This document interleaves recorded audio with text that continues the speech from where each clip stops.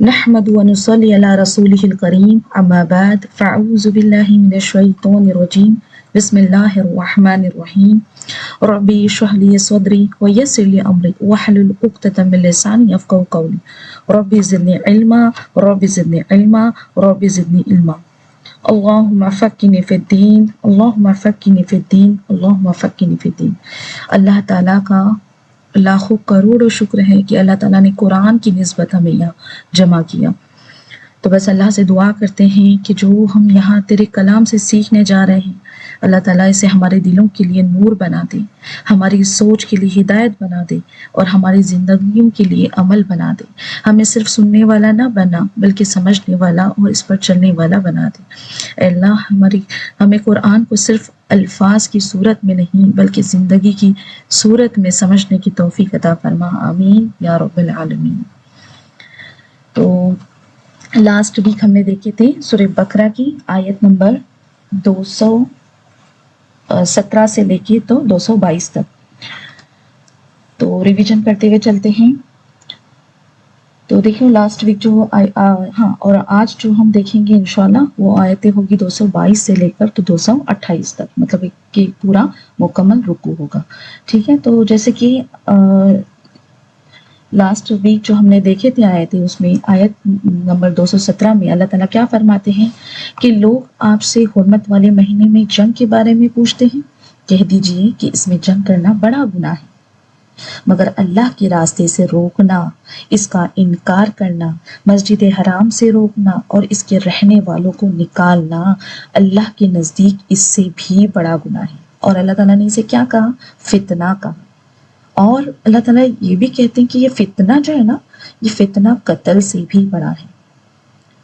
پھر اللہ تعالیٰ کہتے ہیں کہ یہ لوگ تم سے لڑتے رہیں گے یہاں تک کہ اگر ان سے ہو سکے تو تمہارے دین سے پھیر دیں، مطلب ان کو اتنا پریشان کریں گے، لڑیں گے تمہارے ساتھ کہ تم کو تمہارے دین سے پھیر دیں گے، اور جو تم میں سے اپنے دین سے پھر جائے، مطلب کہ ان کی باتوں میں آ کر اگر تم اپنے دین سے پھر جاؤ اور کفر کی حالت میں مرے تو ان کے اعمال دنیا اور آخرت میں ضائع ہو جائیں گے۔ مطلب کہ پہلے جتنا بھی تم نے کمایا، جتنے بھی اچھے اعمال کمائے ہوں گے، لیکن بعد میں اگر کفر اختیار کیا تو وہ سب کچھ کیا ہو جائے گا؟ ضائع ہو جائے گا، اور وہ جہنم والے ہیں اللہ تعالیٰ کہتے ہیں، اور وہ ہمیشہ اس میں رہیں گے۔ اللہ اکبر۔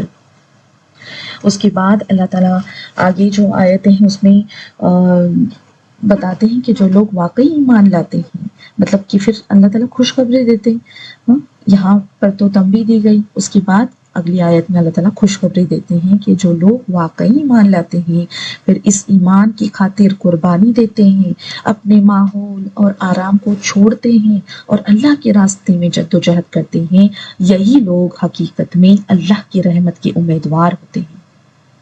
یہاں یہ بات مضبوطی سے سمجھائی گئی کہ صرف ایمان کا دعویٰ کافی نہیں ہے بلکہ اس کے ساتھ عملی قدم، عمل کرنا، قربانی اور استقامت ضروری ہے۔ پھر شراب اور جوئے کے بارے میں واضح کیا گیا کہ ان میں کچھ وقتی فائدے تو نظر آ سکتے ہیں جیسے خوشی یا مالی فائدہ، لیکن ان کے نقصانات بہت زیادہ ہیں اور گہرے ہیں۔ یہ کیا کرتے ہیں؟ یہ عقل کو متاثر کرتے ہیں، انسان کے فیصلوں کو خراب کرتے ہیں اور معاشرے میں بگاڑ پیدا کرتے ہیں۔ اس کے ساتھ ساتھ خرچ کرنے کے بارے میں بھی سوال ہوا، تو رہنمائی دی گئی کہ انسان کو اپنی ضرورت سے زیادہ مال اللہ کی راہ میں دینا چاہیے تاکہ معاشرے میں جو بیلنس ہے وہ جو ہے وہ قائم رہے اور بھلائی قائم رہے۔ پھر یتیموں کے معاملے میں خاص ہدایت دی گئی کہ ان کے ساتھ اصلاح اور بھلائی کا رویہ رکھا جائے، اگر ان کے ساتھ مل کر رہنا یا ان کے معاملات سنبھالنا پڑے تو نیت صاف ہونی چاہیے کیونکہ وہ تمہارے اپنے بھائیوں کی طرح ہیں۔ اصل بات یہ ہے کہ اللہ جانتا ہے کہ کون واقعی خیر چاہتا ہے اور کون فائدہ اٹھانے کی نیت رکھتا ہے، اس لیے یتیموں کے حقوق میں دیانت داری کیا ہے؟ بہت ضروری ہے۔ اس کے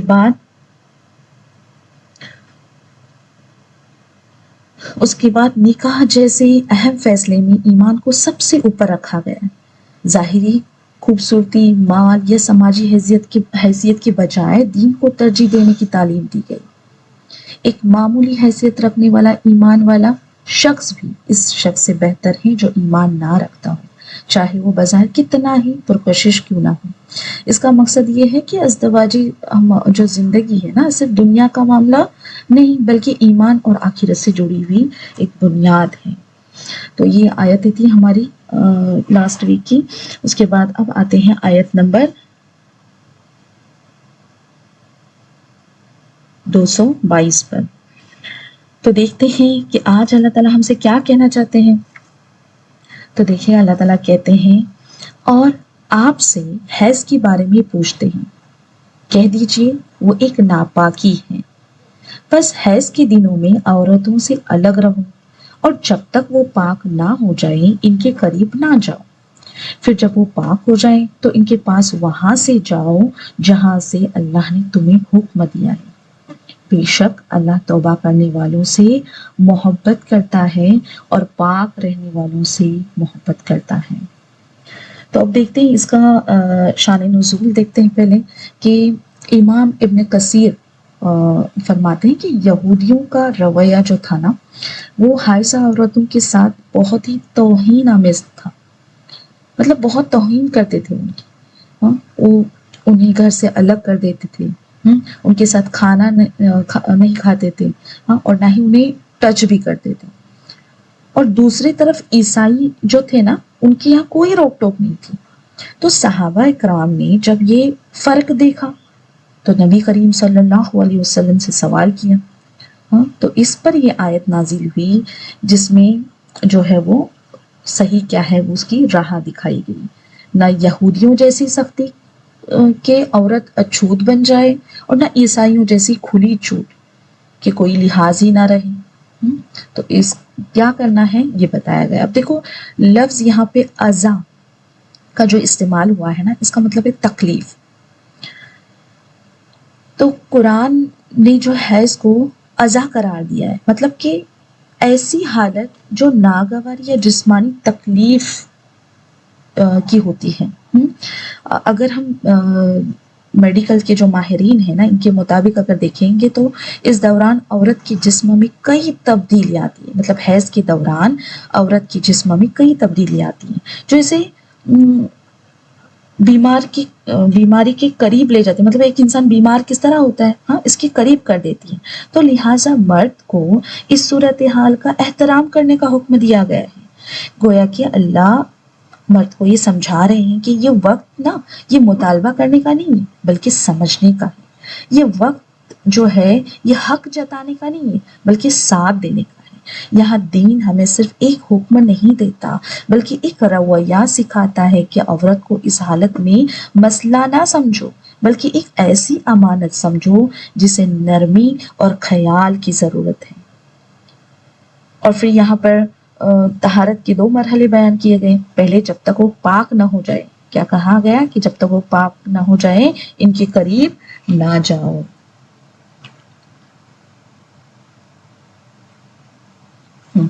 تو یعنی جب تک کہ تکلیف کی حالت جو ہے عورت کی وہ ختم نہ ہو جائے، تب تک تم کیا کرو، ان کے پاس نہ جاؤ۔ پھر جب وہ خوب پاکی حاصل کر لی، یعنی جب وہ غسل کریں، غسل کے ذریعے طہارت حاصل کریں، یہاں دیکھو ایک عجیب سی حکمت ہے، اس کا تعلق صرف جسم کا نہیں، ایک احترام کا بھی یہاں پر ہم کو دکھائی دیتا ہے نا۔ اسلام یہ چاہتا ہے کہ رشتہ صرف خواہش پر نہ چلے بلکہ شعور اور ادب کے ساتھ چلے، یعنی انسان اپنے جذبات کو بھی ایک حد میں رکھے اور دوسرے کے حال کو بھی سمجھے۔ تو اب دیکھو نا، یہاں پر اگر آج کے دور میں ہم دیکھتے ہیں تو بہت ایک خوبصورت سبق ملتا ہے ہمیں کہ تعلقات صرف اپنے حق لینے کا نام نہیں ہے بلکہ دوسرے کی کیفیت کو محسوس کرو۔ جب ایک انسان دوسرے کی درد کو سمجھنے لگتا ہے نا، تو رشتہ صرف جسمانی نہیں رہتا بلکہ رحمت بن جاتا ہے۔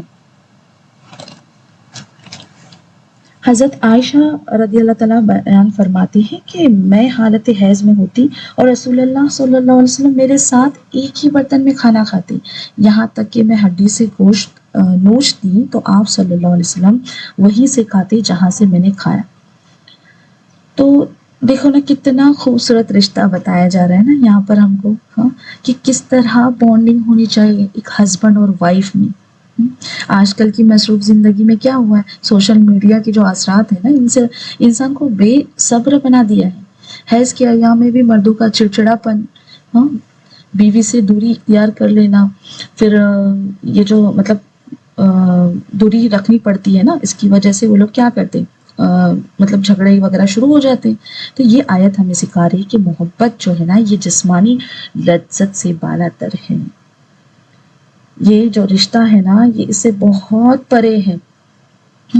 تو یہاں پر دیکھو، اس کے بعد ہمیں یہاں پر جیسے کہ کہا گیا کہ پھر جب وہ پاک ہو جائیں تو ان کے پاس وہاں سے جاؤ جہاں سے اللہ نے تمہیں حکم دیا ہے۔ تو یہاں پہ گویا اللہ تعالیٰ ہمیں یہ بتا رہے کہ میاں بیوی کے تعلق میں بھی ایک حد اور طریقہ ہے، اور اس طریقے کے اندر رہ کر ہی قربت اختیار کرنی چاہیے۔ یعنی جیسے اللہ نے فطری اور درست راستہ جو طے کیا ہے نا، اس کے مطابق چلنا ہے، اپنی مرضی یا خواہش کے پیچھے حد سے ہمیں آگے نہیں بڑھنا ہے۔ تو دیکھو، یہ دراصل انسان کو یہ سکھاتا ہے کہ خواہش بھی جب حدود کے اندر ہو تو پاکیزہ بنتی ہے، اور جب حد سے نکل جائے تو کیا ہوتا ہے، وہ اپنی خوبصورتی کھو دیتی ہے۔ تو یہاں اس طرح سے دیکھو نا، کتنے پیارے انداز میں اللہ تعالیٰ ہم کو ایک ایک بات سمجھا رہے ہیں۔ اب آخر میں، آیت کے آخر میں اللہ تعالیٰ کی محبت کا وعدہ کس سے کیا گیا ہے؟ کیا کہتے ہیں اللہ تعالیٰ کہ بے شک اللہ توبہ کرنے والوں سے محبت کرتا ہے اور پاک رہنے والوں سے محبت کرتا ہے۔ تو دیکھو، طہارت جو ہے نا، یہ پانی سے حاصل ہو جاتی ہے، مگر دل کی طہارت جو ہے نا، یہ کس سے حاصل ہوتی ہے؟ توبہ سے، آنسوؤں سے۔ جب انسان شہوت کے بہاؤ میں آ کر اپنی حدیں توڑ دیتا ہے تو شاید سب کچھ تو مطلب سمجھ میں نہیں آتا، ہاں، سب کچھ نارمل لگتا ہے، مگر دل کے اندر کیا ہوتا ہے، جو اس کا اثر ہے نا، وہ اتر جاتا ہے۔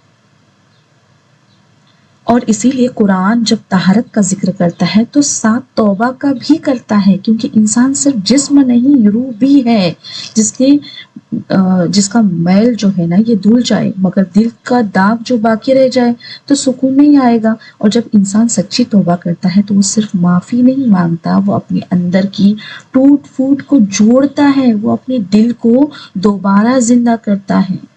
تو یہ ایک بہت خوبصورت تعلق کی بات کی گئی ہے کہ طہارت اور توبہ، ایک باہر کو صاف کرتی ہے اور دوسری اندر کو، ایک بدن کو ہلکا کرتی ہے، دوسری روح کو ہلکا کرتی ہے۔ تو یہاں پر یہ جو اللہ تعالیٰ نے یہ رشتہ بتایا ہے نا، تو اس کو ہمیں یاد رکھنا ہے کہ ہماری پاکی صرف جسمانی نہ ہو بلکہ اندر سے بھی ہو، اپنے دل کی پاکی بھی ہو۔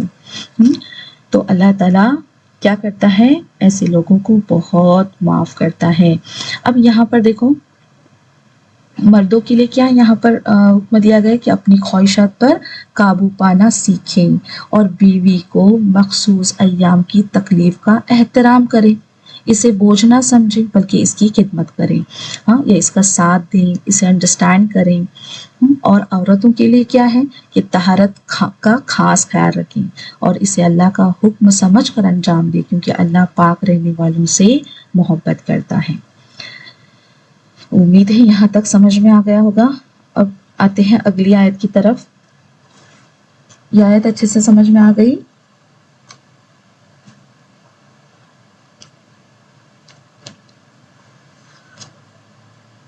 اوکے۔ اس کے بعد آگے دیکھیں، آگے اللہ تعالیٰ فرماتے ہیں تمہاری عورتیں تمہارے لیے کھیتی ہیں، بس اپنی کھیتی میں جس طرح چاہو جاؤ اور اپنے لیے نیک اعمال آگے بھیجو، اور اللہ سے ڈرو اور جان لو کہ تم اس سے ملاقات کرنے والے ہو، اور ایمان والوں کو خوشخبری دے دو۔ اب دیکھو، یہاں پر اللہ تعالیٰ نے کیا کہا ہے؟ بیوی کو کھیتی کہا ہے، ہر سے مطلب کھیتی سے تشبیہ دی ہے۔ اب دیکھو، کھیتی کے ساتھ انسان کیا کرتا ہے؟ وہ اس کا خیال رکھتا ہے، اسے وقت دیتا ہے، اس کی حفاظت کرتا ہے، اس پر محنت کرتا ہے، کیونکہ اسے معلوم ہوتا ہے کہ آج کی محنت کل ایک خوبصورت فصل بن کر سامنے آئے گی۔ اس طرح یہ رشتہ بھی صرف وقتی خوشی کے لیے نہیں ہے، یہ ایک ذمہ داری ہے، ایک امانت ہے۔ یہاں جلدی نہیں ہوتی، یہاں لاپرواہی نہیں ہوتی، یہاں نرمی ہوتی ہے، خیال ہوتا ہے، صبر ہوتا ہے، کیونکہ جو کچھ یہاں بویا جائے گا وہی آگے چل کر اولاد کی شکل میں، ان کی تربیت کی شکل میں ایک پوری نسل کی صورت میں سامنے آئے گا۔ اگر ایک کسان اپنی زمین کو نظر انداز کر دے، اس کا خیال نہ رکھے، تو کیا ہوگا؟ فصل خراب ہو جاتی ہے نا۔ اور اگر وہ محبت اور محنت سے اس کو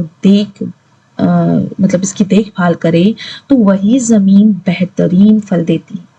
بالکل اسی طرح اگر میاں بیوی کا رشتہ صرف خواہش پر کھڑا ہو تو وہ کمزور رہتا ہے، لیکن اگر اس میں خیال، عزت اور ذمہ داری شامل ہو جائے تو وہی رشتہ ایک خوبصورت نسل پیدا کرتا ہے، ایسی نسل جو معاشرے کو بہتر بناتی ہے۔ تو یہ دیکھو آیت ہمیں سکھاتی ہے کہ رشتہ صرف آج کے لیے نہیں ہوتا، یہ کل بھی بناتا ہے۔ جیسے زمین میں جو بیج بویا جاتا ہے وہی اگتا ہے، ویسے ہی رشتوں میں جو رویہ رکھا جاتا ہے وہی نسلوں میں نظر آتا ہے۔ اگر تم نے محبت، خیال اور پاکیزگی بوئی تو آگے بھی وہی خوبصورت پھل بن کر سامنے آئے گا۔ تو اللہ تعالیٰ یہاں دیکھو میاں بیوی کے رشتے کے بارے میں بات کر رہے ہیں اور کہہ رہے ہیں کہ تم دونوں ایک دوسرے کے ساتھ محبت اور آرام کے ساتھ جس طرح چاہو قریب آ سکتے ہو۔ یعنی اس رشتے میں کوئی سخت پابندی نہیں رکھی گئی، آسانی رکھی گئی ہے تاکہ دونوں کے درمیان محبت قائم رکھے، لیکن ساتھ ہی ایک بات بالکل صاف کر دی گئی ہے کہ یہ تعلق فطری اور صحیح طریقے سے ہونا چاہیے، یعنی وہی راستہ جو اللہ تعالیٰ نے بیان کیا ہے وہی درست ہے۔ اللہ نہیں چاہتا کہ لوگ اپنی خواہش میں کوئی غلط یا غیر فطری طریقہ اختیار کریں۔ اب دیکھو ہر انسان ایک لمبی جو اس کا ماضی ہوتا ہے نا، اس کا انجام، اور ایک آنے والی ایک لمبی مستقبل کا آغاز ہوتا ہے۔ واصف علی واصف کہتے ہیں کہ آپ کی ازدواجی زندگی جو ہے نا وہ یا اس کا جو تعلق ہے وہ پل ہے جس پر سے اگلی نسل نے گزرنا ہے۔ اگر یہ پل تقوی اور محبت کی بنیاد پر کھڑا ہے تو آنے والے مسافر آنے والے جو اولادیں ہیں وہ محفوظ رہیں گی، ورنہ معاشرے کی تباہی آپ کی دہلیز سے ہی شروع ہوگی۔ تو اس بات کا بہت خیال رکھنا ہے ہمیں۔ اب دیکھو یہ آیت انسان کو ایک بہت خوبصورت بات سمجھاتی ہے کہ زندگی کا کوئی بھی حصہ جو ہے نا یہ اللہ تعالیٰ کی یاد سے خالی نہیں ہوتا۔ جب اللہ تعالیٰ فرماتے ہیں اپنے لیے آگے بھیجو تو اس کا مطلب یہ ہے کہ ہر عمل سے پہلے دل میں اچھائی کی نیت رکھو، یعنی اللہ کو یاد کرو، دعا کرو اور یہ سوچو کہ اس تعلق سے کوئی اچھی چیز پیدا ہو، جیسے نیک اولاد، اچھا گھر اور ایک تقوی والی زندگی۔ جب انسان کی نیت صاف ہو جاتی ہے نا تو ایک عام سا عمل بھی صرف جسمانی نہیں رہتا بلکہ ایک بابرکت کام بن جاتا ہے۔ پھر آخر میں یہاں پر اللہ تعالیٰ ہمیں یاد دلاتے کہ تم جہاں بھی ہو تمہیں ایک دن ان کے سامنے جانا ہے، اللہ تعالیٰ کے سامنے جب کھڑا رہنا ہے۔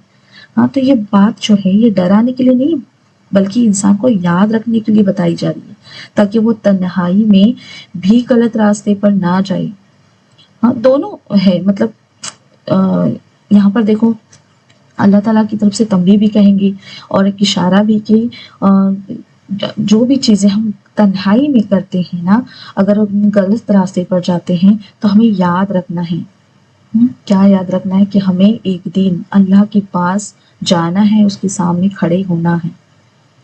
اور یہی جو احساس ہے نا یہ انسان کو بدل دیتا ہے۔ جب انسان یہ سمجھ لیتا ہے کہ وہ اکیلا نہیں ہے اور ہر حال میں اس کا حساب ہونا ہے تو وہ اپنے ہر عمل میں نرمی، سچائی اور احتیاط پیدا کرتا ہے۔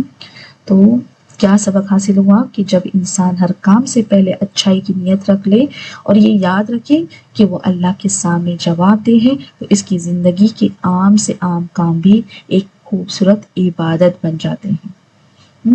تو دیکھو نا کتنی پیاری پیاری باتیں اللہ تعالیٰ ہمیں بتا رہے ہیں نا۔ پھر آیت نمبر 224 کی طرف آتے ہیں۔ اللہ تعالیٰ اس آیت میں فرماتے ہیں اور اللہ کو اپنی قسموں کا ہدف نہ بناؤ. اس پہ بہت غور کرنا ضروری ہے کیونکہ یہ اکثر ہماری لائف میں چلا ہوتا ہے. سب کو اس بات کا ایکسپیرینس ہوگا کہ دیکھو اللہ تعالیٰ کیا کہتے ہیں، اپنی قسموں کو ہدف نہ بناؤ کہ تم نیکی کرو، تقوی اختیار کرو اور لوگوں کے درمیان صلح کرو، اور اللہ سننے والا جاننے والا ہے. اب دیکھو پہلے دیکھتے ہیں کہ یہ جو اللہ تعالیٰ کے ہم نام کا استعمال کرتے ہیں، اللہ تعالیٰ کی قسم جو لیتے ہیں ہم، ہاں اس کا استعمال جو کرتے ہیں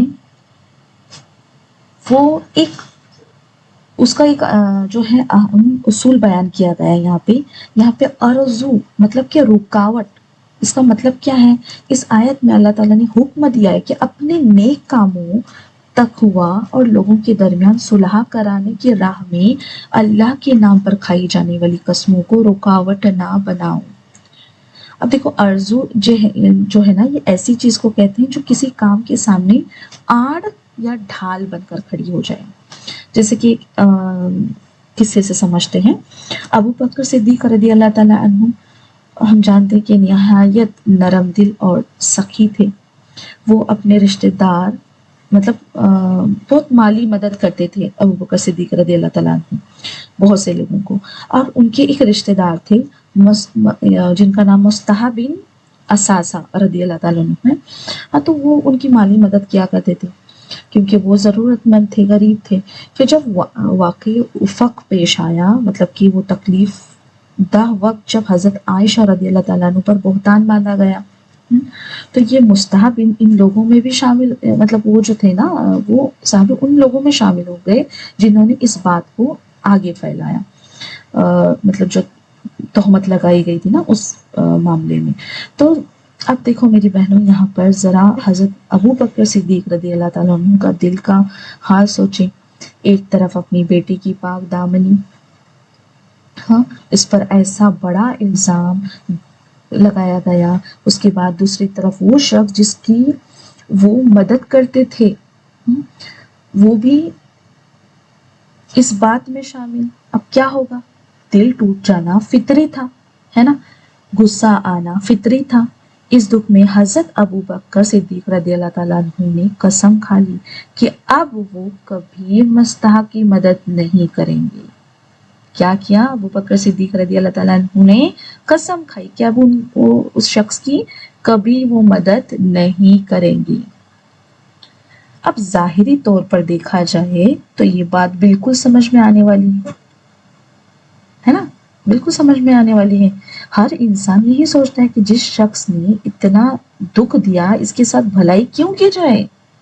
لیکن میری بہنوں، اللہ نے آیت نازل فرمائی اور حضرت ابو بکر صدیق رضی اللہ تعالیٰ عنہ کے دل کو ایک بہت اونچے مقام پر لے جا کر دیا. جیسے کہ اللہ تعالیٰ فرماتے ہیں تمہاری تکلیف اپنی جگہ مگر تمہاری نیکی اس سے بڑی ہونی چاہیے. کسی کی غلطی تمہیں اپنی بھلائی چھوڑنے پر مجبور نہ کر دے. یہ صرف مستحق کو معاف کرنے کی بات نہیں تھی، یہ حضرت ابو بکر صدیق رضی اللہ تعالیٰ عنہ کے دل کو اور بڑا بنانے کی بات تھی. اللہ تعالیٰ نے سورہ نور میں فرمایا کہ اللہ تعالیٰ پوچھتے ہیں کہ کیا تم یہ پسند نہیں کرتے کہ اللہ تمہیں معاف کرے. اب یہ سوال جو تھا یہ سیدھا دل پر لگ گیا. حضرت ابو بکر صدیق رضی اللہ تعالیٰ عنہ فوراً پکار اٹھے، کیوں نہیں، اللہ کی قسم میں چاہتا ہوں کہ اللہ مجھے معاف کرے. اور پھر انہوں نے نہ صرف اپنی قسم توڑ دی بلکہ پہلے سے بھی زیادہ مدد جاری کر دی. تو یہ یہاں آیت کا اصل سبق جو ہے یہ سامنے آتا ہے کہ اصل عظمت یہ نہیں ہے، اصل بڑائی یہ نہیں کہ انسان غصے میں فیصلہ کر لے، بلکہ اصل عظمت یہ ہے کہ جب اللہ کی بات سن لے تو اپنے دل کو بدل دے. آج کے دور میں ہم بھی کبھی کسی کے رویے سے جب مطلب پریشان ہو جاتے ہیں یا دکھ ملتا ہے ہمیں، ہاں تو کیا فیصلہ کر دیتے ہیں؟ اب اس سے بات نہیں کرنی، اب اس کی مدد نہیں کروں گی، اب اس کے لیے اچھا سوچنا ہی چھوڑ دوں گی۔ تو یہ آیت جو ہے نا یہ ہمیں روکتی ہے، اگر ہماری زندگی میں ایسا کبھی ہوا بھی ہے اور ہوگا بھی، تو دیکھو ابھی یہاں پر ہمیں سبق مل رہا ہے کہ کسی کی غلطی جو ہے نا یہ تمہیں اپنے کردار سے نہ گرا دے۔ اگر دوسرا غلط کر گیا تو تم کیوں اپنی نیکی چھوڑو؟ دوسروں کی غلطیاں اگر تمہارے دل سے بھلائی چھین لے تو نقصان صرف ان کا نہیں تمہارا بھی ہے۔ اصل بلندی یہ ہے کہ انسان زخمی دل کے ساتھ بھی نیکی کا ہاتھ نہ روکے۔ سبحان اللہ، کتنا پیارا مذہب ہے دیکھو۔ کیونکہ جو بندہ معاف کرتا ہے اللہ اس کے لیے اپنی رحمت کے دروازے کھول دیتا ہے۔ اگر کوئی قسم انسان کو اچھائی سے روک رہی ہے تو اس پر اڑ جانا درست نہیں ہے۔ مطلب اگر ابھی ہم سن رہے ہیں، اگر ہماری زندگی میں بھی ایسا ہوا ہو تو ہم کیا کریں گے؟ ایسی جو قسمیں ہیں اسے توڑیں گے اور جو نیکی کا راستہ ہے اسے اپنائیں گے۔ اب میاں بیوی کے جھگڑوں میں یا خاندانی جو تنازعات ہوتے ہیں نا، اس میں اکثر لوگ جذبات میں آ کر قسم کھا لیتے ہیں نا کہ اللہ کی قسم میں اسے بات نہیں کروں گی، یا صلح نہیں کروں گی۔ تو یہاں قرآن سکھاتا ہے کہ ایسی قسمیں توڑ کر صلح کرنا تقوی کر لینا ہی تقوی کا تقاضا ہے، اور اس پر کفارہ ادا کرنا چاہیے۔ اور اس کا کفارہ کیا بتایا گیا ہے؟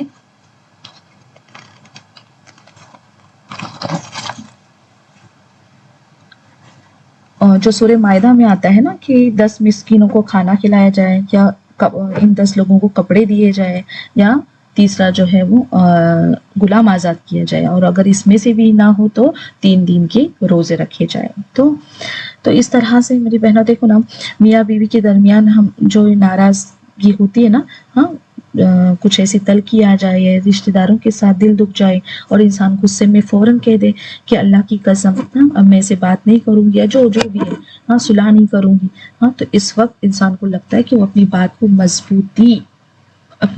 کی مضبوطی دکھا رہا ہے، لیکن کیا ہے وہ حقیقت میں کیا ہے؟ اپنے دل کے دروازے بند کر رہا ہوتا ہے۔ تو یہاں پہ قرآن ہمیں کتنے پیار سے سمجھا رہا ہے، اللہ تعالیٰ سمجھا رہے کہ اللہ کے نام کی کیا کرو، دیوار کھڑی نہ کی جائے۔ اب آگے اللہ تعالیٰ فرما رہے ہیں کہ اللہ تعالیٰ کیا ہے؟ سمیع اور علیم ہے۔ مطلب کہ انسان کے ظاہر اور باطن دونوں کو گھیرے ہوئے ایک انسان وہ ہوتا ہے جو واقعی ضد اور انا میں قسم کھاتا ہے۔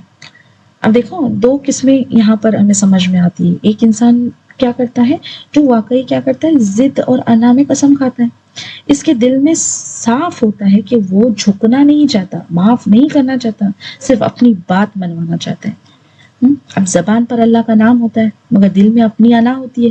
ایسے انسان کو یہ آیت جھنجھوڑتی ہے، گویا کہ یہ اس سے کہتی ہو کہ تم اللہ کے نام کو اپنی ضد کی ڈھال مت بناؤ۔ اللہ تمہارے لفظ سن رہا ہے مگر ساتھ تمہارے دل کی حقیقت بھی جانتا ہے۔ اگر تم صرف اپنی انا بچانے کے لیے قسم پر قائم ہو تو یہ اللہ کے نزدیک نیکی نہیں ہے۔ اور ایک دوسرا انسان وہ ہوتا ہے جو غصے میں قسم تو کھا لیتا ہے مگر پھر اس کا دل بے چین ہو جاتا ہے۔ اسے احساس ہوتا ہے کہ مجھ سے کیا ہو گیا، جلدی میں تو غلطی ہو گئی، مجھ سے نکل گیا، اس کے اندر پچھتاوا ہوتا ہے، وہ صلح بھی چاہتا ہے مگر شاید کیا ہوتا ہے، جھجک رہا ہوتا ہے کہ اب کیا کروں، اب کیا ہوگا، مطلب شرمندگی محسوس کرتا ہے۔ تو ایسے انسان کے لیے بھی یہ آیت رحمت بن جاتی ہے، اسے سمجھاتی ہے کہ تمہارا دل جانتا ہوں، مطلب اللہ تعالیٰ کیا کہتے ہیں کہ میں تمہارا دل جانتا ہوں، میں تمہاری بے چینی بھی دیکھ رہا ہوں اور تمہاری نیت بھی۔ اگر تم سچائی کے ساتھ پلٹ آؤ گے، اپنی بات سے رجوع کر لو گے تو یہ کمزوری نہیں بلکہ یہ میرے نزدیک یہی تقویٰ ہے۔ امام ابن قیم رحمۃ اللہ علیہ اس معنی کو بیان کرتے ہوئے سمجھاتے ہیں کہ اصل معاملہ نہ صرف زبان سے نکلی قسم کا نہیں ہے بلکہ دل کے ارادے کا ہے، کیونکہ اللہ لفظوں کے ساتھ ساتھ ان کے پیچھے چھپی کیفیت کو بھی دکھاتا ہے۔ देखता है। हाँ, तो इस आयत में दोनों के लिए पैगाम है, जो जिद में है इनके लिए तंबी है, जो पछतावे में है, हाँ, इनके लिए उम्मीद है। अगर तुम्हारी कसम के पीछे अना है तो अल्लाह इसे जानता है, और अगर तुम्हारी खामोशी के पीछे पछतावा है तो भी अल्लाह इसे जानता है। इसलिए जिद में मत रुको, और अगर दिल पलट रहा है तो वापस आ जाओ, क्योंकि अल्लाह तुम्हारे लफ्जों से ज्यादा तुम्हारे दिल को देखता है। तो इसीलिए यहाँ पर हमें कोशिश करनी है कि कभी भी हम ऐसी कस्में ना खाएं। गुस्से में आकर हम कसम खा लेते हैं, है ना, लेकिन देखो कितने प्यार से अल्लाह ताला हमें समझा रहे कि ऐसी कस्में ना खाएं। और अगर ऐसी कस्में खा भी ली है, हाँ, और मतलब नेकी रुक रही है कोई, तो उससे तोड़ दें। जैसे कि कभी हस्बैंड वाइफ का रिश्ता है, इसमें हमने कसम खा ली कि हम बात ही नहीं करेंगे, हाँ, लेकिन क्या हो रहा है, ये रिश्ता कमजोर होने लगता है। हाँ, तो एक मियाँ बीवी का रिश्ता है, वो क्या है, उसका हर पल, उसका हर लम्हा, हाँ, दोनों का एक दूसरे को मतलब मुस्कुरा कर देखना भी तो नेकी है ना। तो ये नेकियों में क्या आ रही है, रुकावट आ रही है। हाँ, तो ऐसे वक्त हमें क्या करना है, इन कस्मों को तोड़ना है, उसका कफारा अदा करना है। ठीक है, उसके बाद देखें आयत नंबर 25 की तरफ आते हैं। आयत नंबर 25 में अल्लाह ताला कहते हैं, उम्मीद है यहाँ तक समझ में आ गया होगा सिस्टर्स के, अभी तक की आयत अच्छे से समझ में आ गई। ओके, हाँ, अब देखो आगे अल्लाह ताला फरमाते हैं, अल्लाह तुम्हारी इन कस्मों पर तुम्हारा मौखिज मतलब पकड़ नहीं फरमाता, जो बिला इरादा मतलब जबान से निकल जाए, लेकिन वो तुम्हारी उन कस्मों पर गिरफ्त फरमाता है जिनका इरादा तुम्हारे दिलों ने किया हो, जो तुम्हारे दिलों की कमाई हो, और अल्लाह बहुत बख्शने वाला निहायत बुर्दबार है। अब देखो इमाम इब्न कसीर फरमाते हैं कि इस आयत का एक पहलू उन लोगों से मुतालिक है जो नए नए इस्लाम लाए थे, और जाहिलत की कस्में मसलन के वो लोग लात और उज़्ज़ा की कसम खाते थे। हाँ, इनकी जबानों पर वो कस्में चढ़ गई थी। नबी करीम सल्लल्लाहु अलैहि वसल्लम ने फरमाया कि अगर बिला वजह मतलब ऐसे ही जो आदत के तौर पर अगर ऐसा हो जाए तो फौरन क्या कहें, ला इलाहा इल्लल्लाह पढ़ लिया करो। हाँ, और दूसरा पहलू ये है कि अरबों की आदत थी कि वो बात बात पर क्या करते थे ना, वल्लाह। हाँ, हम भी सुनते ना, ज्यादातर अगर हम देखेंगे तो वो उनकी तकिया कलाम बन गया है उनका, बतौर तकिया कलाम उसे इस्तेमाल करते थे। तो हजरत आयशा रदी अल्लाह ताला अन्हा फरमाती हैं कि ये वो कस्में हैं जो इंसान घर में हंसी हंसी में या बच्चों से बात करते हुए खा लेता है, इन पर ना कफारा है और ना गुनाह है। अब देखो इंसान की असल पहचान जो है ना, इसका दिल है। जो कुछ इंसान वाकई सोचता है, चाहता है और मानता है, वही इसकी असल हकीकत है। जबान से निकले हुए अल्फाज तभी मानी रखते हैं ना जब वो दिल की सच्चाई के साथ हो।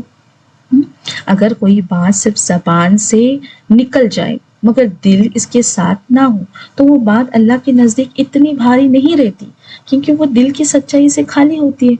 ऐसे अल्फाज इंसान की असल शख्सियत को जाहिर नहीं करते, बल्कि सिर्फ एक वक्ती रद्द अमल होते। तो इस्लाम यहाँ पे हमें मतलब अल्लाह ताला समझा रहे हैं कि इंसान अपने हर लफ्ज के बारे में सोचे, समझ कर बोले और जिम्मेदारी के साथ बात करे, यानी इंसान का रवैया शऊर समझ वाला हो, लापरवाह ना हो। लेकिन साथ ही अल्लाह ने मतलब ऐसा नहीं अभी कि हर बात में हम कसम खाए और हम बोले कि अरे ये तो मैं मजाक में ली थी, मतलब कसम खाई थी, या ये तो मेरा तकिया कलाम है। हाँ, ऐसा जानबूझकर हमें नहीं करना है। एक बात जो अनजाने में हो और एक बात जो जानबूझकर की जाए, इसमें फर्क है। अभी आज ये आयतें हम सुन रहे हैं ना, इसके बाद हम अपने आप को रोकेंगे। इसके पहले अगर हम इस तरह की कस्में खा रहे होंगे तो उससे भी क्या करेंगे, हम रोक लगाएंगे उस पर। हम देखो यहाँ पर जो है ना, अल्लाह ताला जो कमजोरी है इंसान की, इस पर भी देखो नजरअंदाज नहीं करता। کبھی غصے میں، کبھی تکلیف میں، کبھی جلدی میں انسان سے غلطی ہو سکتی ہے۔ اللہ ان فطری جو غلطیاں ہیں اس پر سختی نہیں کرتا بلکہ نرمی سے دیکھتا ہے۔ اس کا خلاصہ یہ ہے کہ اصل وزن دل کا ہے، زبان کا نہیں، اور اللہ دل کی سچائی کو دیکھتا ہے۔ اگر اسے دل کے قریب کر کے کہیں تو انسان کی اصل پہچان اس کے دل کی سچائی ہے۔ زبان سے نکلا ہر لفظ تبھی وزن رکھتا ہے جب وہ دل سے آیا ہو، اور اللہ انسان کی کمزوریوں کو جان کر اس پر رحمت کا معاملہ فرماتا ہے۔ اور دیکھو علماء فرماتے ہیں کہ دل جو ہے نا، دل یہ ہمارے جو پورے اعضاء ہیں باڈی کے، اس کا بادشاہ ہے۔ جب دل کسی بات پر کوئی عہد لیتا ہے نا، تبھی وہ عمل اللہ کے ہاں لکھا جاتا ہے۔ لگو قسم کی جو باتیں ہیں، اس لیے یہ کیا ہوتی ہے، یہ معاف کی جاتی ہے کیونکہ اس میں بادشاہ جو ہے نا، یہ دل یہ شامل نہیں ہوتا، زبان کی اس میں وہ شامل نہیں ہوتا ہے دل۔ تو جیسے کہ ابھی اس کے پہلی والی آیت میں آیا جس کا کفارہ ادا کرنے کے لیے کہا گیا ہے کہ تم جو قسمیں کھاتے ہو، تو یہ کون سی قسم کی بات ہو رہی ہے جو دل سے کی گئی؟ ہم جھگڑوں میں بھی کرتے ہیں نا، ایک دم اتنے جوش میں آ جاتے ہیں، غصے میں، کہ تب ایسی قسمیں کھاتے ہیں کہ دل سے کھاتے ہیں، کیونکہ وہ جھگڑا ایک دم دل سے ہوا ہوتا ہے نا، تو دل سے قسم کھا لیتے ہیں کہ اب ہم ایسا کریں گے نہیں، یا ویسا نہیں کریں گے، جو بھی ہو۔ تو وہ قسم جو اس طرح سے لینا ہے، اس کے لیے کفارہ کیا ہے، جو ہے وہ لاگو ہو جاتا ہے۔ اب دیکھو یہاں پہ اور ایک خوبصورت بات کہتے ہیں علماء کی، زبان کی لغزش جو ہے نا پانی کا بلبلہ ہے، لیکن دل کا ارادہ جو ہے نا یہ پتھر کی لکیر ہے۔ اللہ بلبلوں کو معاف کرتا ہے لیکن لکیروں کا حساب لیتا ہے۔ تو دیکھیں یہاں پر اس کے بعد آیت کی آخر میں اللہ تعالیٰ اپنی صفت حلیم بیان کرتے ہیں، اور یہ لفظ انسان کے دل کو بہت نرمی سے سمجھتا ہے۔ حلیم کا مطلب ہے وہ ذات جو بہت برداشت کرنے والی ہے، جو فوراً پکڑ نہیں کرتی، جو انسان کی غلطی پر اسے فوراً ختم نہیں کر دیتی بلکہ اسے سنبھلنے کا موقع دیتی۔ یہاں یہ بات بہت گہری ہے، کیونکہ اللہ یہ نہیں فرماتا کہ انسان سے غلطی نہیں ہوتی، بلکہ وہ یہ فرما رہا ہے کہ انسان سے غلطی ہو بھی جائے تو میں فوراً سزا نہیں دیتا، میں اس کے حال کو دیکھتا ہوں، اس کی نیت کو دیکھتا ہوں اور اسے سنبھلنے کا وقت دیتا ہوں۔ یہی وجہ ہے کہ انسان کبھی غصے میں کچھ کہہ دیتا ہے، کبھی قسم کھا لیتا ہے، کبھی بات میں سختی آ جاتی ہے، مگر اللہ فوراً اس پر گرفت نہیں کرتا۔ وہ حلیم ہے، یعنی برداشت کرتا ہے، ڈھیل دیتا ہے اور دروازہ بند نہیں کرتا۔ یہ بات انسان کے دل میں ایک طرف ڈر بھی پیدا کرتی ہے اور دوسری طرف امید بھی۔ ڈر اس بات کا کہ اللہ سب کچھ جانتا ہے، اس لیے لاپرواہی نہیں ہونی چاہیے، اور امید اس بات کی کہ اگر غلطی ہو جائے تو اللہ معاف کرنے والا ہے، بس انسان واپس آ جائے۔ تو اگر ہم سے بھی ایسی غلطیاں ہو رہی ہیں تو اللہ تعالیٰ سے معافی مانگیں گے، اللہ تعالیٰ بڑا معاف کرنے والا ہے نا۔ تو اب تک یہ دیکھو نا کس طرح قرآن میں جیسے جیسے آگے بڑھ رہے ہیں، اللہ تعالیٰ ایک ایک چیز ایسے بولتے ہیں کہ کھینچ کر نکال رہے ہیں ہم میں سے، ہے نا۔ تو بس ضروری ہے میری بہنوں کہ یہ چیزیں جو نکالی جا رہی ہے نا، ہمیں اس کو ہائی لائٹ کیا جا رہا ہے، نکالنا ہم نے ہے، ٹھیک ہے، نکالنا ہم نے ہے۔ یہاں پر ہماری جو غلطیاں ہیں نا یہ ہائی لائٹ کی جا رہی ہے، اللہ تعالیٰ ہائی لائٹ کر رہے ہیں، بتا رہے ہیں ہمیں دیکھو یہ چیز جو ہو رہی ہے نا یہ غلط ہے، یہ چیز غلط ہے۔ اور کیسے دیکھو نا اسٹیپ بائی اسٹیپ مطلب اللہ تعالیٰ ہمیں ایک ایک چیز ان آیتوں کے ذریعے بتا رہے ہیں۔ جیسے شروع میں پہلے شکر گزاری کے بارے میں، مطلب کہ دیکھو نا ایک دم ڈائریکٹ ان سب چیزوں پہ جم نہیں کیا گیا، اللہ تعالیٰ کا کس طرح سے انداز بیاں ہے، دیکھو کیا خوبصورت اللہ تعالیٰ کا کلام ہے، کس طرح سے اسٹیپ بائی اسٹیپ انسان کو مطمئن رکھ کر اس کی چیزوں کو ہائی لائٹ کیا جا رہا ہے آہستہ آہستہ، کیونکہ ابھی جیسے کہ ہماری جیسے کہ قرآن سے ابھی یہ جو رشتہ ہے نا یہ مضبوط ہو رہا ہے نا، ہمیں ہمارے دل میں محبت بھی بڑھ رہی ہے، اللہ تعالیٰ سے یہ جو کنیکشن ہے نا یہ کیا ہو رہا ہے، زیادہ مضبوط ہوتا جا رہا ہے جیسے جیسے ہم قرآن کلاس آتے ہیں، جیسے جیسے جڑتے ہیں۔ تو دیکھو کس طرح سے اسٹیپ بائی اسٹیپ کیا کر رہا ہے، ہماری چیزوں کو ہائی لائٹ کیا جا رہا ہے۔ اب ہمیں ضروری ہے کہ یہ جو ہائی لائٹ کی گئی چیزیں ہیں نا، ہمارے سامنے جو چیزیں آ رہی ہیں انہیں کیا کرنا ہے، نکال پھینک دینا ہے، کہ ابھی پتہ چلی نا یہ بات قسم کی، ختم، ابھی سے رکیں گے۔ ہاں، اب تک نہیں پتا تھی تو اللہ معاف کر دے، اللہ نہیں پتا تھا تو بڑا معاف کرنے والا، اللہ تعالیٰ خود کہہ رہا ہے خود کہ میں بڑا معاف کرنے والا ہوں۔ سبحان اللہ، تو ہمیں اس کا فائدہ اٹھانا ہے نا، ہاں، اور اتنا ہی نہیں بلکہ دوسروں تک بھی پہنچانا ہے، اس بات دوسروں کو بھی بتانا ہے۔ ہاں، دوسروں جب کوئی ہمارے سامنے اس طرح کا رویہ اختیار کرے، ہاں، کوئی قسم کھائے، کبھی ہوتا ہے نا کہ ہم کبھی جو جھگڑے ہوتے ہیں ان کی صلح کے لیے جاتے ہیں، ہاں، یا تو پھر ہمارے گھر میں ہی سمجھو بچوں میں جھگڑے ہوتے ہیں، ہاں، بچے بھی سیکھتے ہیں آج کل دیکھ کر، تو یہ سب مطلب ہمیں اس بات کو لوگوں تک پہنچانا ہے کہ ایسا کرنا غلط بات ہے۔ تو جو جو چیزیں ہمارے سامنے آئیں گی، ہائی لائٹ ہوگی، کیا کریں گے، ان چیزوں کو کیا کریں گے، اپنے اندر سے نکال پھینکیں گے، ایسی امید کے ساتھ کہ بس اب اسے واپس سے اپنی زندگی میں نہیں لانا ہے، انشاءاللہ۔ تو ریڈی ہے نا سب؟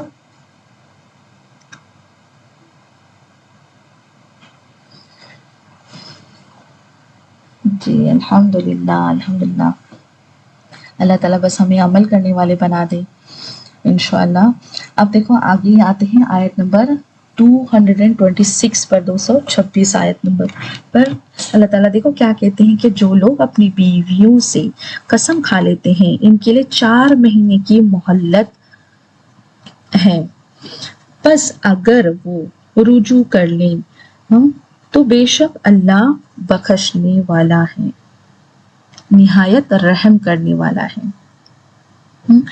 اب دیکھو زمانے جاہلیت میں کیا ہوتا تھا، عربوں کے یہاں عورتوں کو کوئی حیثیت نہیں دی جاتی تھی، مرد جب بیوی سے ناراض ہوتا تھا نا تو قسم کھا لیتا تھا کہ میں سال بھر یا 2 سال تیرے قریب نہیں آؤں گا، اور اس طرح وہ عورت کیا مطلب اس کے ساتھ کیا معاملہ پیش آتا تھا کہ نہ وہ شادی شدہ رہتی تھی، کیونکہ شوہر اس کے حقوق نہیں ادا کر رہا ہے نا، حقوق نہیں دیتا ہے، اور نہ وہ متعلقہ ہوتی تھی، مطلب کہیں پر وہ نکاح کر سکے اس لائق نہیں ہوتی تھی، کیونکہ اس نے کیا کیا ہے، اس کو بیچ میں رکھا ہے، مطلب وہ ایک ایسی دلدل میں پھنس جاتی تھی جہاں سے معلق، ہاں، جسے لٹکا ہوا چھوڑ دیا جاتا ہے نا، اس طرح سے اس کی کیفیت ہوتی تھی۔ تو اسلام نے اس ظلم کا خاتمہ کیا اور 4 ماہ کی حد مقرر کر دی کہ یہ یا تو صلح کروایا جائے، مطلب اسے آزاد کرو صلح کر کے۔ تو دیکھو اللہ تعالیٰ فرماتے ہیں کہ جو لوگ اپنی بیویوں سے نہ ملنے مطلب یا تعلق نہ رکھنے کی قسم کھا لیتے ہیں ان کے لیے 4 مہینے کی مدت ہے۔ تو یہاں پہ یا تو صلح کرو یا تو آزاد کرو، ایسے 2 کیفیت یہاں پر سامنے رکھی گئی۔ ہاں، تو اس کا مطلب کیا ہوتا ہے کہ اسلام انسان کو جذبات میں بہہ کر ہمیشہ کے فیصلے نہیں کرنے دیتا۔ دیکھو ہاں، بعض اوقات غصہ یا ناراضگی جو ہوتی ہے نا اس میں انسان کہہ دیتا ہے ہاں کہ اب میں اسے تعلق نہیں رکھوں گی، ہاں، یا نہیں رکھوں گا، لیکن اللہ کہتا ہے کہ رکو، ٹھہر جاؤ، اپنے فیصلوں کو وقت دو، سوچو اور رشتے کو مکمل طور پر توڑنے سے پہلے رک جاؤ۔ تو یہ 4 مہینے کا جو وقت دیا گیا ہے نا یہ دراصل انسان کے دل کو ٹھنڈا کرنے اور سوچ کو صحیح کرنے کا موقع ہے، کیونکہ وقتی غصے میں لیا گیا فیصلہ جو ہے نا اکثر بعد میں پچھتاوے کا سبب بنتا ہے۔ اگر اس دوران جو ہے انسان ہے وہ واپس آ جائے، رشتہ بچا لے اور معافی اختیار کرے تو اللہ بہت معاف کرنے والا ہے، لیکن اگر کوئی واقعی الگ ہونے کا فیصلہ کرے تو بھی اسلام نے اس کے لیے ایک صاف راستہ رکھا ہے تاکہ ظلم یا بے انصافی نہ ہو تو یہ آیت ہمیں ایک بہت خوبصورت سبق دیتی ہے کہ رشتے جذبات میں نہیں توڑے جاتے بلکہ سوچ سمجھ کر سنبھالے جاتے ہیں۔ اس آیت کے آخر میں اگر ہم دیکھتے ہیں تو اللہ تعالیٰ اپنی صفت غفور رحیم بیان کرتے ہیں۔ ہاں، تو اس میں بھی ایک بہت نرم اور امید دینے والا پیغام ہے نا، یعنی اگر انسان نے غصے میں آ کر کوئی سخت قدم اٹھا بھی لیا، کوئی ایسی قسم کھا بھی لی جس سے اپنے ہی رشتے کو تکلیف پہنچی ہے، تو یقیناً ایک غلطی ہے، لیکن اللہ یہاں بندے کو مایوس نہیں کرتا بلکہ دروازہ کھلا رکھتا ہے۔ ہاں، جیسے کہ اللہ تعالیٰ کہہ رہا ہے کہ اگر تم اپنی ضد چھوڑ دو، اپنے دل کو نرم کر لو اور صلح کی طرف پلٹ آؤ تو میں تمہیں معاف کر دوں گا، بلکہ اپنی رحمت میں جگہ دے دوں گا۔ تو یہاں اصل جو خوبصورتی ہے نا، یہ ہے کہ اللہ انسان کے پلٹنے کو پسند کرتا ہے، انسان کا ایک قدم معافی کی طرف بڑھتا ہے اور اللہ کی رحمت اس کے لیے کئی قدم آگے آ جاتی ہے۔ سبحان اللہ۔ تو یہ آیت ہمیں یہ سکھاتی ہے کہ غلطی ہو جانا اتنا خطرناک نہیں، اصل بات یہ کہ انسان اپنی انا توڑ کر واپس آ جائے۔ صلح کرنا صرف ایک رشتہ نہیں بچاتا بلکہ انسان کے دل کو بھی اللہ کے قریب لے آتا ہے، کیونکہ جب انسان معاف کرتا ہے تو وہ اللہ کی ایک صفت کو اپنے اندر لاتا ہے، وہ کون سی ہے؟ رحیم، غفور رحیم، ہے نا۔ تو ہمیں بھی اس طرح رحم کا معاملہ اپنانا چاہیے۔ اس کے بعد آگے آتے ہیں آیت نمبر 227 پر۔ تو دیکھو اللہ تعالیٰ کیا کہتے ہیں کہ اور اگر وہ طلاق کا پختہ ارادہ کر لے تو بے شک اللہ سننے والا جاننے والا ہے۔ اب ایک طرف تو کیا بتایا گیا کہ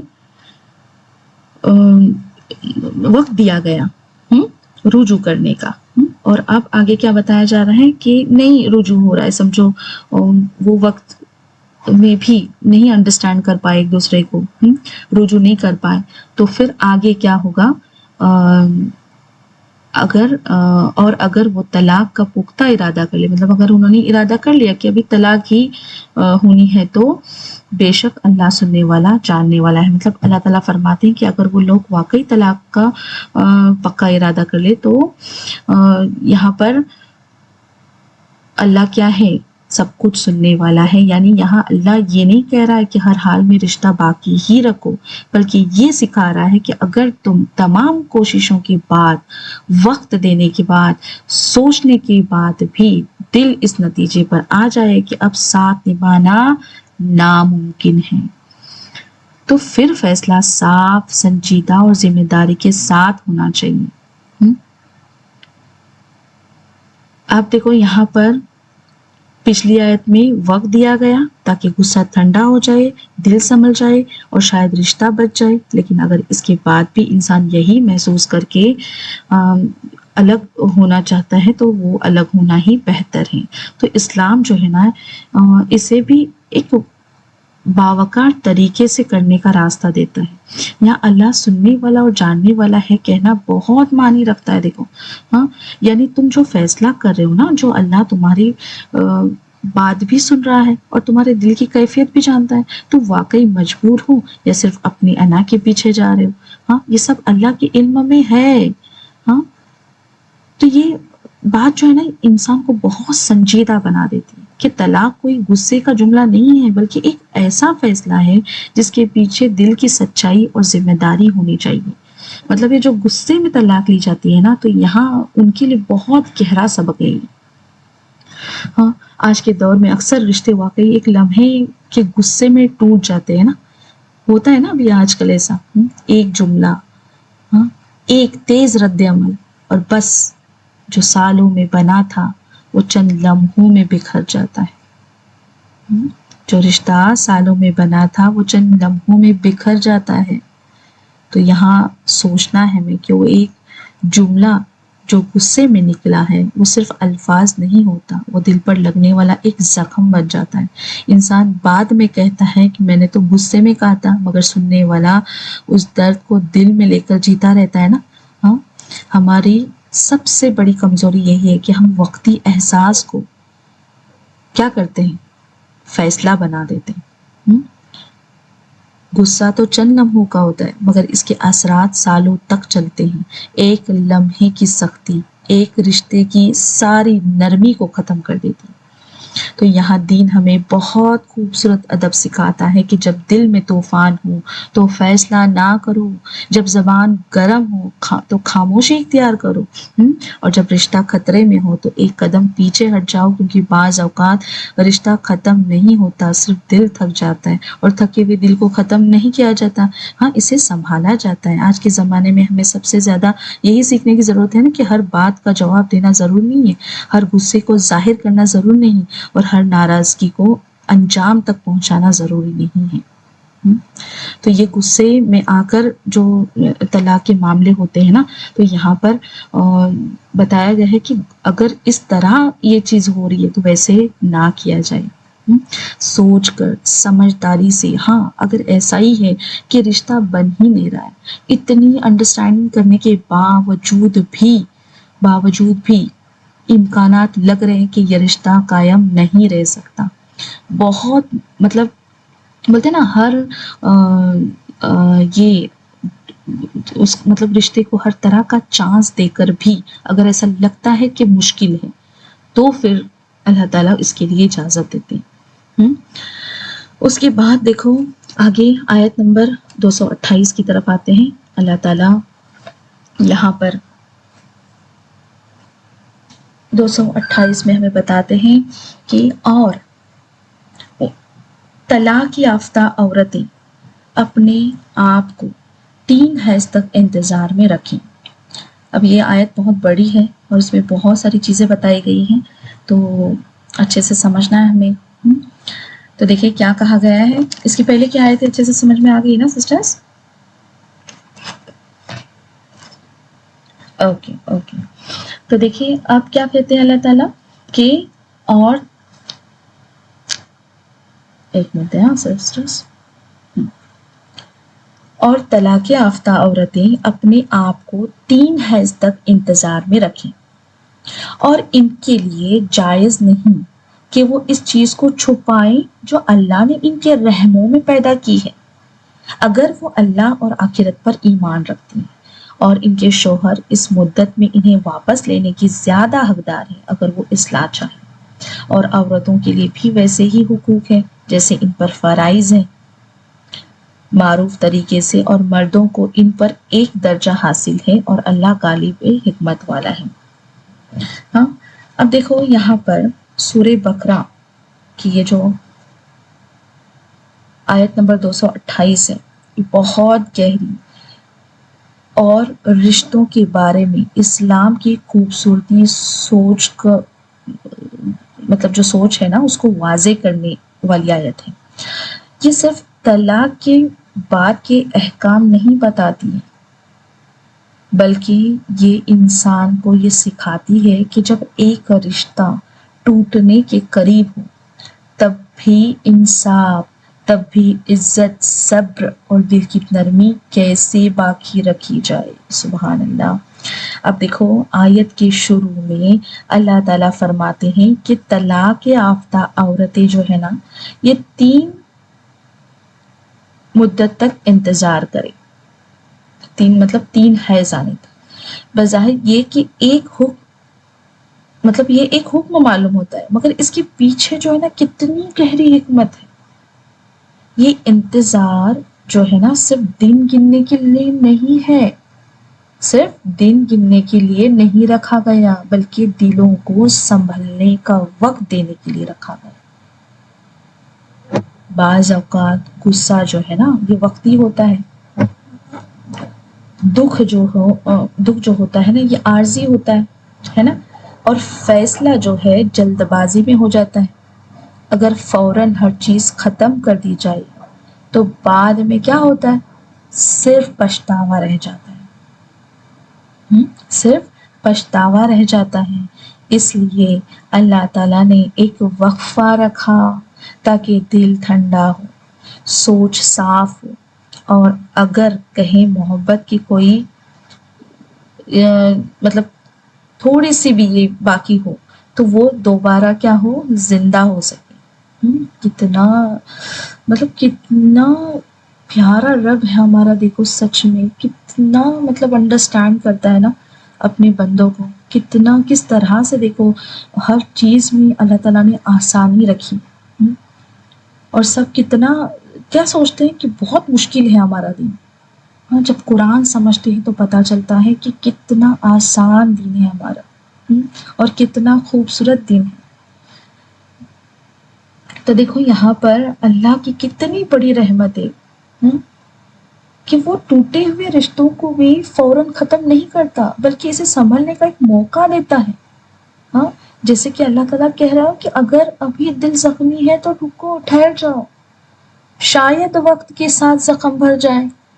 ہاں تو یہ آیت ہمیں جب اللہ تعالیٰ فرماتے ہیں کہ عورت کے لیے جائز نہیں کہ وہ اپنے حیض کے وقت تک کیا کرے، اس تک کیا کی گئی، مہلت دی گئی تاکہ کیا کرے، انتظار کرے، اور اسی دوران جو ہے اگر ہمیں غلطی کا احساس ہو جائے، ہم جب مطلب ہوتا ہے نا کہ ایسے غلطی کا احساس ہو جاتا ہے ہمیں، تو اس میں کیا کریں ہم اس بات کو سمجھ کر رجوع کر لیں۔ تو یہ اس طرح سے اب دیکھو آگے آتے ہیں، آگے کی آیت کی جو حصہ ہے اس کی طرف۔ ہاں امید ہے یہاں تک سمجھ میں آ گیا ہوگا کہ اور طلاق یافتہ عورتیں اپنے آپ کو 3 حیض تک انتظار میں رکھیں اور ان کے لیے جائز نہیں۔ ہاں ابھی اس حصے پر آتے ہیں، ان کے لیے جائز نہیں کہ وہ اس چیز کو چھپائیں جو اللہ نے ان کی رحموں میں پیدا کی ہے۔ اب دیکھو یہاں پر یہ جو بتایا جا رہا ہے نا کہ اپنے رحم میں، مطلب عورت کے لیے جائز نہیں ہے کہ وہ اپنے رحم میں جو کچھ ہے اسے چھپائے۔ تو اس کا مطلب صرف ایک بات بتانا نہیں ہے، بلکہ ایک پوری زندگی، ایک پورے نسب کی حفاظت کرنا ہے۔ مطلب کہ اگر ایک عورت کے اندر کسی بچے کی ابتدا ہو چکی ہے تو اسے چھپانا بہت بڑا ظلم بن جاتا ہے۔ کیوں؟ کیونکہ یہ بچہ جس بھی مطلب جس مرد سے ہے، اس کا حق ہے کہ اس کی پہچان محفوظ رہے۔ ہاں اگر یہ بات چھپا دی، مطلب جس انسان سے اس کی طلاق ہوئی ہے، اگر وہ اس کا بچہ ہے اور وہ عورت چھپاتی ہے اس بارے میں، اگر یہ بات چھپا دی جائے اور عورت آگے کسی اور رشتے میں چلی جائے، ہاں کیا ہو سکتا ہے کہ وہ دوسری شادی کر لے عورت، تو پھر یہ واضح نہیں رہے گا کہ بچہ کس کا ہے۔ ہاں اس سے نہ صرف ایک انسان کی شناخت جو ہے وہ متاثر ہوگی، بلکہ پورا خاندانی نظام بگڑ جائے گا، ہے نا۔ اسلام جو ہے نسب کی حفاظت کو بہت اہمیت دیتا ہے، ہاں کیونکہ یہ صرف ایک فرد کا معاملہ نہیں ہے بلکہ آنے والی نسلوں کی امانت ہے۔ ہاں اس لیے اس بات کو چھپانا ایک بہت سنگین گناہ ہے، کیونکہ اس میں سچائی بھی دبتی ہے اور ایک معصوم کی پہچان بھی خطرے میں پڑ جاتی ہے نا۔ تو یہاں اللہ ہمیں سکھا رہے ہیں کہ چاہے حالات کتنے ہی مشکل کیوں نہ ہو، سچائی کو ہمیں نہیں چھپانا چاہیے۔ رشتہ ٹوٹ رہا ہو، یہاں پر دل زخمی ہو، بھلے ہی ناراضگی ہو، جو بھی ہو، ہاں پھر بھی سچ کو قائم رکھنا بہت ضروری ہے۔ پھر فرمایا کہ مردوں کو ایک درجہ حاصل ہے۔ پھر آگے کی آیت کے حصے میں آتے ہیں، کیا کہا کہ مردوں کو ایک درجہ حاصل ہے۔ اچھا اس کے پہلے دیکھو یہاں پر کیا اللہ تعالیٰ بتا رہے ہیں کہ وہ اس چیز کو چھپائیں جو اللہ نے ان کے رحموں میں پیدا کی ہے، اگر وہ اللہ اور آخرت پر ایمان رکھتی ہے۔ مطلب جو عورت تقوی والی ہے نا، وہ ایسا کبھی نہیں کام کرے گی، وہ کبھی اس طرح سے اتنے بڑے گناہ کا جو ہے وہ حصہ نہیں بنے گی، ہے نا۔ تو کیا کرنا ہے، اگر وہ عورت ایمان والی ہے، ہاں تو اسے وہ اللہ اور آخرت پر اگر ایمان رکھتی ہے وہ ایسا کبھی نہیں کرے گی۔ اس کے بعد آگے کیا بتا رہے ہیں اللہ تعالیٰ کہ اور ان کے شوہر اس مدت پہ انہیں واپس لینے کی زیادہ حقدار ہیں۔ تو اب یہاں پر مردوں کو ایک درجہ جو مطلب زیادہ دیا گیا ہے، اس کا مطلب برتری جتانا نہیں ہے، ہاں بلکہ ذمہ داری کا ایک اضافی بوجھ ہے۔ ذمہ داری کے معاملے میں جو ہے یہ درجہ زیادہ دیا گیا ہے۔ علماء نے ہم مطلب سمجھانے کے لیے بتایا ہے کہ یہ درجہ اختیار کا نہیں، جواب دہی کا ہے. ہاں، یعنی مرد کو ایک قدم آگے اس لیے رکھا گیا تاکہ وہ زیادہ ذمہ داری اٹھائے، زیادہ برداشت کرے، زیادہ سنبھالے. یہ ایسا ہی ہے جیسے کہ گھر کا بڑا فرد کیا کرتا ہے، پہلے خود کی قربانی دیتا ہے نا. ہاں، آج اگر اس بات کو صحیح سمجھ لیا جائے تو بہت سے گھر بڑھ سکتے ہیں، کیونکہ اصل بڑا وہ نہیں جو اپنی بات منوا لے، بلکہ وہ ہے جو گھر کو سنبھال لے. تو دیکھو یہاں پر مطلب مردوں کو جو بڑا درجہ دیا گیا ہے، مطلب کہ تم انڈرسٹینڈ کرو. عورت کے معاملے میں یہاں کہا جا رہا ہے کہ تم زیادہ انڈرسٹینڈ کرو، تم اس رشتے کو سنبھالنے کی کوشش کرو، تم اس رشتے کو بچانے کی کوشش کرو. تو دیکھو اللہ تعالیٰ یہاں پر عورتیں جیسے کہ کمزور ہوتی ہے نا، ان کے دل نازک ہوتے ہیں. ہاں، تو اللہ تعالیٰ نے مردوں کے دل کو مضبوط بنایا ہے. ہاں، تو یہاں پر اسی لیے اللہ تعالیٰ نے کیا کہا ہے کہ یہاں پر ایک درجہ دیکھو نا بڑھا دیا ہے اللہ تعالیٰ نے. اگر وہ اصلاح چاہیں، کون عورتیں اگر اصلاح چاہیں تو تم کیا کرو. ہاں، یہاں پر دیکھو وہ ان کے شوہر اس مدت پہ انہیں واپس لینے کی زیادہ حقدار ہیں اگر وہ اصلاح چاہیں، اور عورتوں کے لیے بھی ویسے ہی حقوق ہیں جیسے ان پر فرائض ہیں. ہاں، تو جیسے کہ مردوں کے حقوق ہیں، مردوں کے فرائض ہیں، ویسے ہی عورتوں کے لیے بھی ہیں. تو دیکھیں یہاں پر آخر یہ جو آیت کے آخر میں نا اللہ تعالیٰ کیا بتا رہے ہیں کہ اپنی صفت بیان کرتے ہیں کہ وہ غالب اور حکمت والا ہے. یعنی جو احکام دیے جا رہے ہیں نا وہ کسی ایک کے حق میں نہیں ہے بلکہ مکمل حکمت کے ساتھ ہیں. ہو سکتا ہے انسان کو کسی وقت یہ اصول سخت محسوس ہو، مگر اللہ جانتا ہے کہ رشتوں کو جو انصاف اور اس کا جو توازن ہے نا، بیلنس، ہاں، اس کے ساتھ چلانے کے لیے مطلب یہی جو راستہ ہے نا بہتر ہے. تو یہاں پر کیا بتایا جا رہا ہے، یہ جو عورت کے لیے بھی ویسے ہی حقوق ہیں جیسے ان پر فرائض ہیں. مطلب مردوں اور عورتوں کو دونوں کو دیکھو بیلنس کیا گیا ہے. یہاں تو پہلے مطلب سمجھداری کے معاملے میں کیا کہا گیا ہے کہ مردوں کو زیادہ ایک درجہ زیادہ بڑھا دیا گیا ہے. کیوں؟ کیونکہ مردوں کے دل مضبوط ہوتے ہیں نا، تو وہ کیا کرے، انڈرسٹینڈ کرے، زیادہ کوشش کرے اس رشتے کو سنبھالنے کی، اس رشتے کو بچانے کی. لیکن حقوق کے معاملے میں اللہ تعالیٰ کیا بتا رہے ہیں کہ دونوں کے حقوق کیا ہیں، دونوں پر جو فرض ہیں اور حقوق ہیں وہ کیا ہیں، سیم ہیں.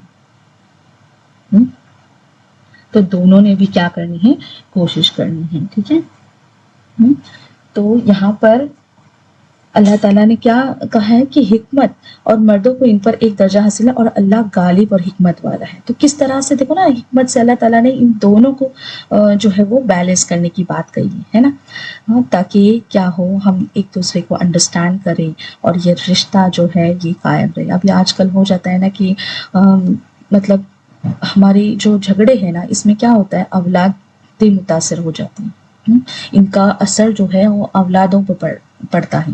اس لیے ہم لوگ بس اپنی سوچتے ہیں، ہاں، اپنے بارے میں سوچتے ہیں، لیکن ضروری ہے کہ ہمیں اپنے اولادوں کے بارے میں بھی سوچنا ہے. اگر ہم ان کے سامنے اس طرح سے جھگڑتے ہیں، ہاں، تو دیکھو نا کہ بچوں کے دل پر اس کا کیا اثر ہوگا. اسی لیے میری بہنوں میں تو کہوں گی کہ دیکھو بھلے اللہ تعالیٰ یہاں پر کیا کرتا ہے، مردوں کو کہہ رہا ہے کہ ان کا درجہ ایک انڈرسٹینڈنگ کے لیے بڑا رکھا ہے، لیکن آج سچ میں ضروری ہے کہ عورتوں کو بھی بات سمجھنی چاہیے. عورتوں نے بھی اپنا دل بڑا کرنا چاہیے. ہر بات ضروری نہیں کہ ہماری منوائی جائے، مطلب ہمارے دل میں جو ہے وہی ہو جائے، ہم جو چاہتے ہیں وہی ہو جائے، نہیں، بلکہ ہمیں کیا کرنا ہے، انڈرسٹینڈ کرنا ہے. ہمیں سوچنا ہے کہ ہمارے بچوں پر کیا اثر ہوگا، ماحول پر کیا اثر ہوگا. تو تھوڑا سا مطلب کہ کوشش کرنی ہے کہ ہم ایسے وقت پر، ہاں، جب ہمارے جھگڑے ہو رہے ہیں تو ایسے وقت پر ہم چپی جو ہے وہ اختیار کریں تاکہ جھگڑا آگے نہ بڑھے. ہاں، تھوڑا سا وقت جانے دیں. تھوڑا سا وقت جانے کے بعد کیا ہوگا، سب کچھ ٹھیک ہو جائے گا۔ لیکن ہم کیا ہوتا ہے کبھی کبھی ہم کیا کرتے ہیں، اس بات کو لے کے بڑھاتے ہیں، ہاں، اور اس کو بڑھاوا دیتے ہیں، تو پھر کیا ہوتا ہے، دونوں اگر غصے والے ہیں تو پھر ٹکراؤ بہت زبردست ہو جاتا ہے، اور وہ بات آگے تک پہنچتی ہے۔ تو ایسا ہمیں مطلب آگے بات کو آگے بڑھانا ہی نہیں ہے۔ جب کچھ بات ایسی ہوتی ہے نا غصے والی، تو چپ رہنا، ہاں، تھوڑا سا اس کو وقت دینا ہے، انشاءاللہ سب کچھ ٹھیک ہو جاتا ہے۔ اب دیکھو یہاں پر یہ ساری آیات جو ہے نا، یہ ہمیں ایک مکمل تصویر دیتی ہے کہ زندگی کی یہ جو رشتے ہیں، یہ دل کی کیفیت ہے، ہاں، اور اللہ کے ساتھ جو تعلق ہے اس کی، یہاں ہمیں سکھایا گیا، اللہ تعالیٰ نے سکھایا کہ دین صرف نا عبادت کا نام نہیں ہے، بلکہ زندگی کے ہر رشتے میں انصاف، نرمی اور سچائی قائم رکھنے کا نام ہے۔ کبھی جنگ کا معاملہ آیا تو وہاں بھی حدیں سکھائی گئی، کبھی نشہ، ہاں، اور خرچ کا ذکر آیا تو وہاں بھی بیلنس سکھایا گیا ہمیں۔ کبھی یتیموں کی بات آئی تو دل میں نرمی پیدا کی گئی، اور جب میاں بیوی کے رشتے کی بات آئی تو وہاں بھی یہ نہیں کہا گیا کہ بس فیصلہ کرو، بلکہ دل کو سنبھالنے، وقت دینے، سچائی قائم رکھنے اور عزت کے ساتھ جینے کا طریقہ سکھایا گیا۔ تو یہ آیت ہمیں بتاتی ہے کہ اللہ اپنے بندوں کو صرف حکم نہیں دیتا، بلکہ ان کے دل کو بھی دیکھو نا کس طرح سمجھاتا ہے نا۔ وہ جانتا ہے کہ انسان کبھی غصے میں آ جاتا ہے، کبھی ٹوٹ جاتا ہے، کبھی غلطی کر بیٹھتا ہے، اس لیے ہر جگہ اس نے واپسی کا راستہ رکھا ہے، ہاں، ہر جگہ کیا کیا ہے، اس نے واپسی کا راستہ رکھا ہے، کبھی معافی کے ذریعے، کبھی صلح کے ذریعے، اور کبھی وقت دے کر۔ اگر ان سب کو ایک جگہ سمیٹا جائے تو ایسا لگتا ہے جیسے اللہ ہمیں یہ سکھا رہا ہو کہ زندگی میں جہاں بھی ہو، انصاف چھوڑنا نہیں، سچائی چھپانا نہیں، اور رشتوں کی انا کی نظر نہ کرنا، یہی اصل دین ہے۔ دل کا نرم ہونا، زبان کا سچا ہونا، اور عمل کا جو ہے نا وہ بیلنس کرنا، متوازن ہونا۔ تو بس اللہ تعالیٰ سے دعا کرتے ہیں کہ اللہ تعالیٰ ہمیں قرآن کو صرف پڑھنے والا نہیں بلکہ سمجھنے والا اور اس پر عمل کرنے والا بنا دے، ہمارے دلوں کو نرم کر دے، ہماری زبان کو سچا کر دے، اور ہمارے رشتوں میں نرمی، محبت اور صبر پیدا کر دے۔ اگر ہم سے کوئی غلطی ہو جائے تو ہمیں پلٹ آنے کی توفیق دے، اور ہمیں اپنی رحمت سے کبھی دور نہ کر۔ اے اللہ ہمارے گھروں کو سکون کا گہوارہ بنا دے، اور ہمیں ایک دوسرے کے لیے آسانی اور رحمت کا ذریعہ بنا دے، آمین یا رب العالمین۔ سبحانک اللہم و بحمدک، نشہد ان لا الہ الا انت، نستغفرک و نتوب الیک۔ السلام علیکم ورحمۃ اللہ وبرکاتہ۔